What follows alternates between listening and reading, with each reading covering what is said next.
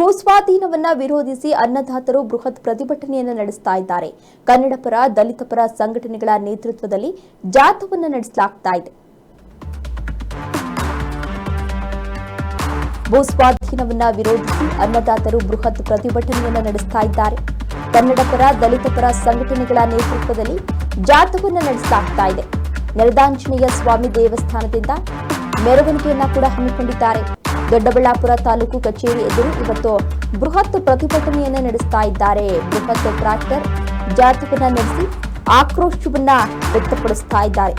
ಭೂಸ್ವಾಧೀನವನ್ನ ವಿರೋಧಿಸಿ ಇವತ್ತು ರೈತರು ಬೃಹತ್ ಪ್ರತಿಭಟನೆಯನ್ನ ನಡೆಸ್ತಾ ಇದ್ದಾರೆ. ಇದರಲ್ಲಿ ಕನ್ನಡ ಪರ ಸಂಘಟನೆಗಳು ಕೂಡ ಪಾಲ್ಗೊಂಡಿವೆ. ಅದರ ಜೊತೆಗೆ ದಲಿತ ಪರ ಸಂಘಟನೆಗಳು ಕೂಡ ಇವತ್ತು ಪ್ರತಿಭಟನೆಯಲ್ಲಿ ಪಾಲ್ಗೊಂಡು ಸಾಕಷ್ಟು ಆಕ್ರೋಶವನ್ನ ವ್ಯಕ್ತಪಡಿಸ್ತಾ ಇದ್ದಾರೆ. ನೆಲದಾಂಜನೇಯ ಸ್ವಾಮಿ ದೇವಸ್ಥಾನದಿಂದ ಈಗಾಗಲೇ ಮೆರವಣಿಗೆ ಕೂಡ ಆರಂಭ ಆಗಿದೆ. ದೊಡ್ಡಬಳ್ಳಾಪುರ ತಾಲೂಕು ಕಚೇರಿ ಮುಂದೆ ಪ್ರತಿಭಟನೆಯನ್ನ ನಡೆಸ್ತಾ ಇದ್ದಾರೆ. ಬೃಹತ್ ಟ್ರ್ಯಾಕ್ಟರ್ ಜಾಥಾವನ್ನ ನಡೆಸಿ ಸಾಕಷ್ಟು ಆಕ್ರೋಶವನ್ನ ವ್ಯಕ್ತಪಡಿಸ್ತಾ ಇದ್ದಾರೆ. ಏನು ಈ ಭೂ ಸ್ವಾಧೀನ ಇದೆ ಅದನ್ನ ನಿಲ್ಲಿಸಬೇಕು, ಇದರಿಂದ ರೈತರಿಗೆ ತೊಂದರೆ ಆಗ್ತಾ ಇದೆ ಅಂತ ಸಾಕಷ್ಟು ಆಕ್ರೋಶವನ್ನ ವ್ಯಕ್ತಪಡಿಸ್ತಾ ಇದ್ದಾರೆ.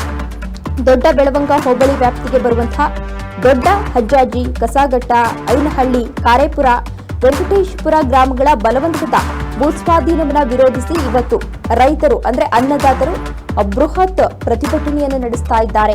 ಶಾಸಕ ಧೀರಜ್ ಮುನಿರಾಜ್ ರವರು ರೈತರ ಪರವಾದ ಹೋರಾಟದಲ್ಲಿ ನಾವು ಭಾಗಿಯಾಗಲು ಸಿದ್ಧರಿದ್ದೇವೆ.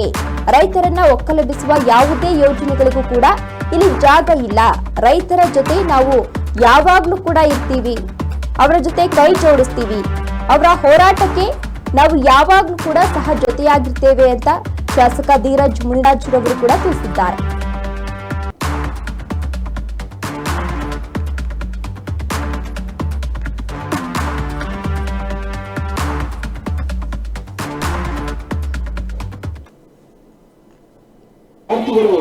ರೈತ ಬಂಧುಗಳು ತಾವೆಲ್ಲರೂ ಸಹಕಾರವನ್ನು ನೀಡಿ ಈ ಕಾರ್ಯಕ್ರಮವನ್ನು ಯಶಸ್ವಿಗೊಳಿಸಬೇಕಾಗಿ ಮತ್ತೊಮ್ಮೆ ಮನವಿ. ಇದು ನಮ್ಮೆಲ್ಲರ ಹೋರಾಟ, ನಮ್ಮ ರೈತರ ಹೋರಾಟ, ಅನ್ನದಾತರ ಮೇಲ್ಪಟ್ಟಿರುವ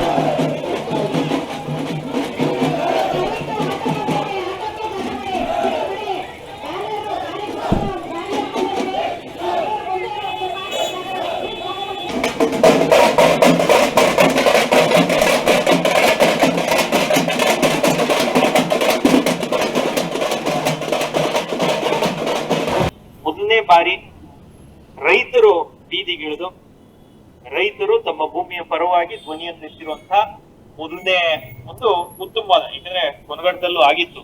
ಅದ್ ನೋಟಿಫಿಕೇಶನ್ ಆದ್ಮೇಲೆ ಒಂದ್ ಕಡೆ ಕುತ್ಕೊಂಡು ಅದರ 300-400 ದಿನ ಕೊನಗಡದಲ್ಲೂ KIDB ವಿರುದ್ಧವಾಗಿ ಕೊನಗಡದಲ್ಲಿ ನಡೆಸಿದ್ರು. ಆದ್ರೆ ಭೂಮಿಗಿಳಿದು ಒಂದು ಪ್ರತಿಭಟನೆಯನ್ನ ಇವತ್ತು ಶುರು ಮಾಡಿರುವಂತದ್ದು.